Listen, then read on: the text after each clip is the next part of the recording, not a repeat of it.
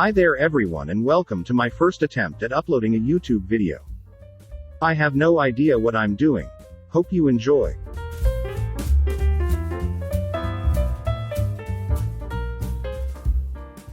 This will be the first of 3 videos where we'll be going over the process of how I extract pine tar oil and birch oil from dead tree bits that we can find lying around in the woods.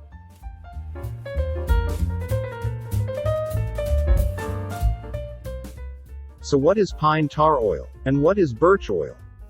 These are oils that are found in certain parts of certain trees. They can be released through the use of applying high temperatures to those parts, without allowing any combustion to occur. This is done by restricting any oxygen from getting to them while they're cooking. It's called carbonization. And if done properly, we should be left with a nice pile of charcoal, and a little pool of oil underneath that we can play with. To make pine tar oil, we need to use specific parts of old dead conifer trees known as fatwood. And to make birch oil, we just use the bark from dead birch trees. These oils have practical uses which we'll discuss later. But for now, I just think it's fun to be able to say that I can juice a tree.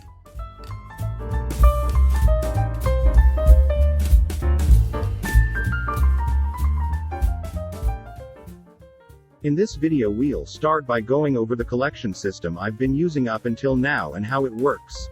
And then I'll be showing you my new and improved, bigger burning barrel, and how I made it. In the second video of this series we'll go collect some fatwood from the forest, get it prepared, and load it up into our new barrel. After that we'll lug everything down to the woods and burn it up real good for at least 3 hours to see what we get. In the third video we'll filter the oil and compare all the weights and measurements we'll be taking along the way to try and determine what kind of yield we're getting from our material. And then we'll go over some of the uses of these types of oils and maybe do some experiments to test them out.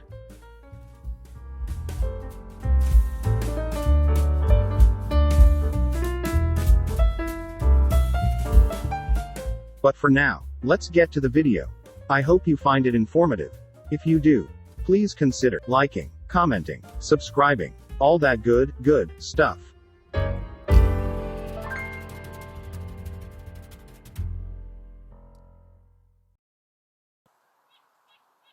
So here's what I've been using to make oil up until now.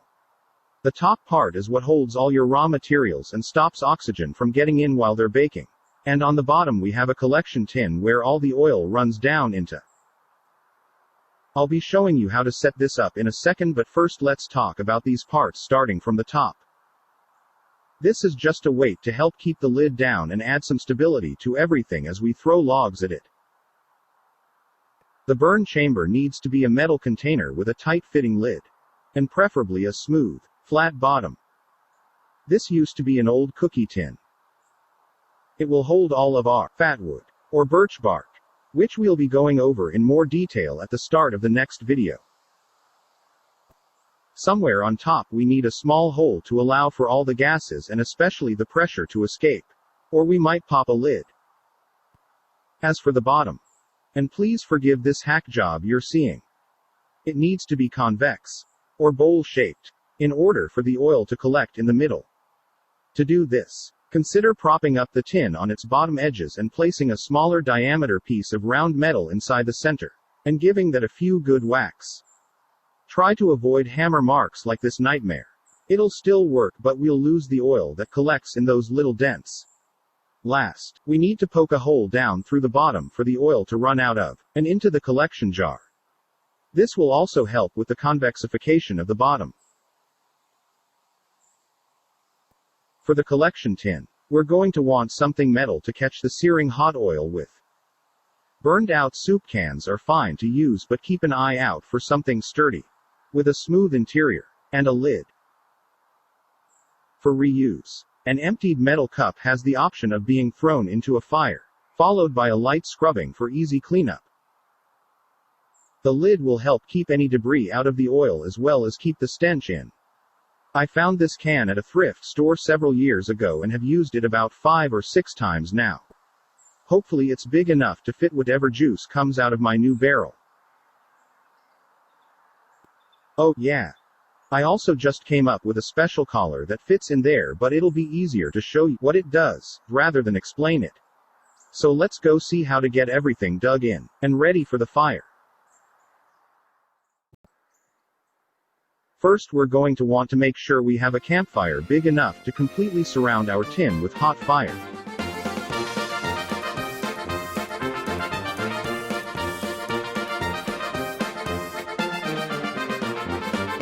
Now let's start by digging out a hole for our collection jar. Right in the center of the pit.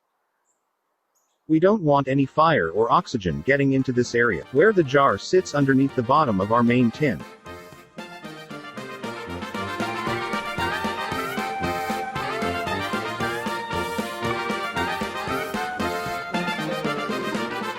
Some people will just place their can at or below the soil level, and then place their main tin on top.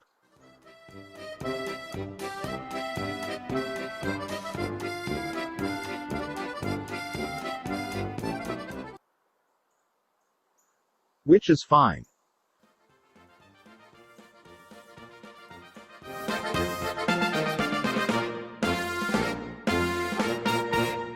But if we're sticklers about keeping sand and dirt out of our oil, we just need to make a little adjustment.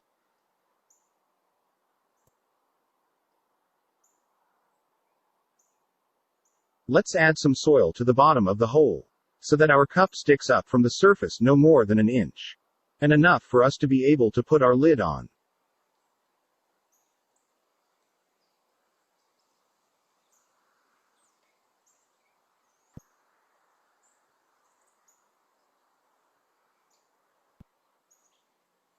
Next we form a ridge of dirt about an inch or two around the circumference of the opening.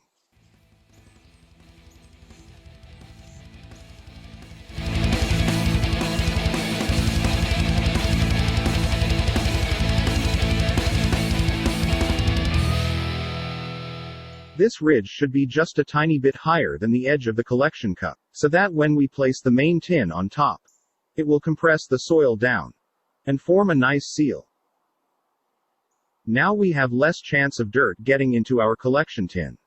We have enough stability because of the ridge, and we have a little more surface area opened up around the bottom rim of the main tin for heat exposure. Of course, this is not foolproof, as I found out last time I made a batch of oil. The soil had more sand and clay than this stuff, and I must have made the ridge too close in or too high, because when I removed the top I discovered that the soil had been pushed up against and into my collection jar, and I couldn't remove it or even put the lid on without more getting in. Filtering clay out of oil is not fun times, let me tell you. So that's why I came up with this little collar, both to create a cleaner ridge with less chance for human error, as well as providing more stability for the larger barrel we'll be using from now on.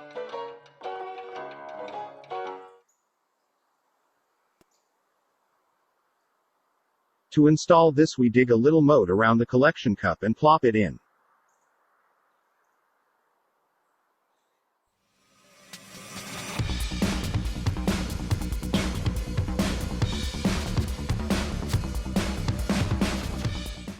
Making sure that its top ridge ends up sitting slightly higher than the cups.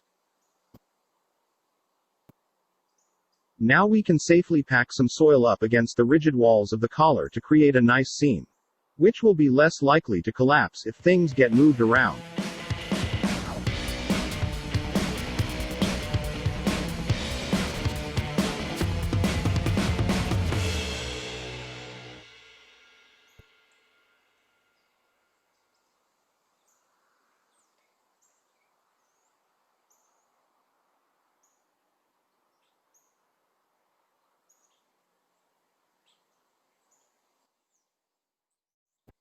Last we put our weight on top, making sure we don't cover up the little venting hole.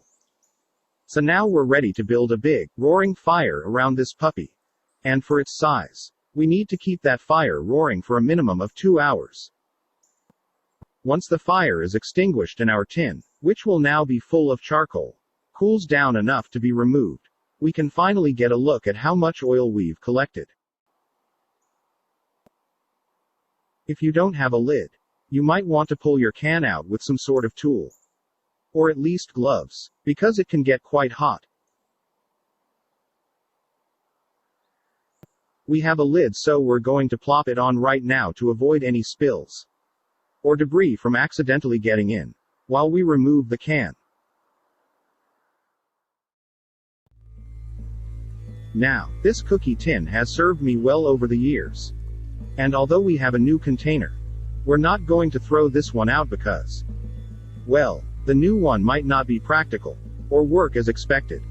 But also because I have some experiments in mind for it. But that'll be for a different video. Now, let's take a look at what I found. I saw a few of these left out as trash, and knew I had to have them. This is a 25-liter barrel that's 46 centimeters tall, and has a 28-centimeter diameter. We've got a nice little handle on top, and a plastic spout installed into this opening here. On the bottom we have an unfortunate series of 3 rings protruding upward into the barrel, which will interfere with the oil flow. But I'll show you how I dealt with that shortly. Most of the work transforming this into my new burn barrel was done before I began filming. But I did manage to get some footage of it burning in a campfire. I did this to get rid of any lining or other chemicals I might not have been aware of.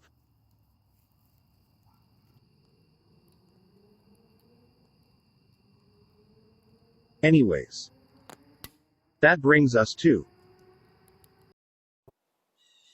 this. As you can see, I've chopped off the top for loading, and decided to invert it into itself, since it had a taper at the top. I considered cutting tabs into the lid and pushing it on that way, but decided to try this method first. I had to remove the plastic spout and close up the hole by cutting 2 scrap pieces of tin, and soldering them in. I used those for my venting holes as well. Then I bolted on this little piece of metal, in case I need a hand prying the lid off. The soldering here wasn't necessary. I was just in a soldering mood. As for the bottom, I began by making 3 channels through those pesky ridges. I did this by propping up each area underneath a hard, flat surface, and carefully hammering down on this flat rod wherever I wanted to form my lines.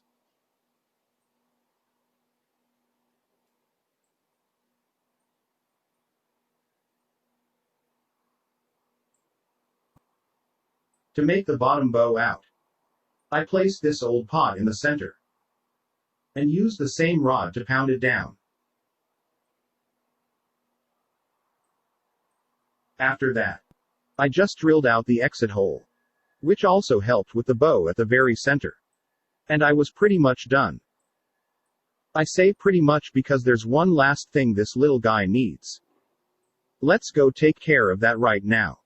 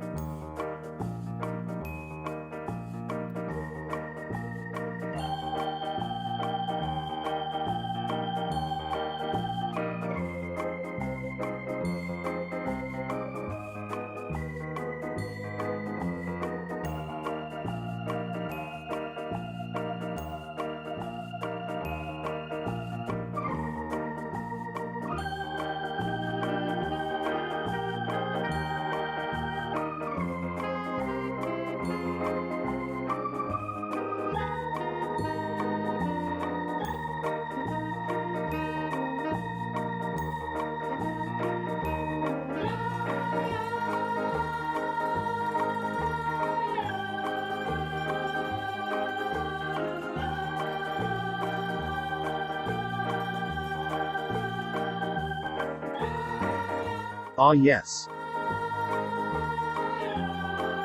Much better.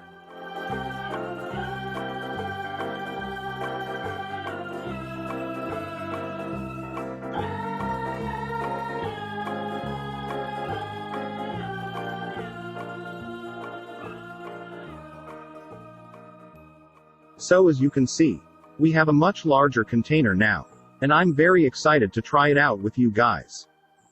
My biggest fear is that it's just too big, and that we won't be able to cook all the wood properly. If that's the case, I suspect the wood packed around the center and the top to be the ones that come out a little raw. To try and avoid this, I'll be burning it for at least 3 hours.